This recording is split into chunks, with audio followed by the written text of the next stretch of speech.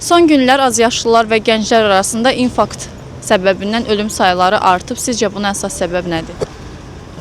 Tələbələr arasında iş, ev, universitet, yorğunçuluq olur, metroda sıxlıq, gün-gündən qiymətlərin artması. Bunların hamısı gətirib çıxarda bilir cavanlar arasında, ən çox da tələbələr arasında infarkta. Məsələn, az bal toplayanlara ailələr çox pis təhdid edir. Yəni deyirlər ki, evə gəlmək və yaxud ged özünü at öldür. Yəni belə mənim dostlarımdan da var bunu deyənlər. Yəni ona görə məncə onun stresindən, həyəcanından infarkt keçirib öldürür. Ailə baskısı ola bilər, yəni ki, imtahan stresi falan da ola bilər. Böyle ən əsas səbəb ailə içi olan problemlərə, yəni ki, qırağa çevrilməməsi, öz içində uşağın həll eləmək problemləridir. Bu qədər yəni ki. İnsanlar var ki, ailəsi baskı eləyir. Yəni imtahana girməsi üçün. Məsələn, biz imtahan veririk 11 illikdə universitetə daxil olmaq üçün.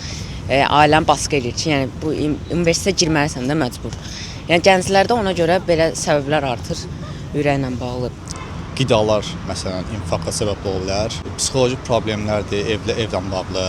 Daha sonra uşaqların hər hansı bir aludəçi işə qoşulması, məsələn hansısa bir oyun saytlarına və ya sonra o psixoloji təsir eləyir, ailə ilə bağlı travmalar ola bilər. Belə.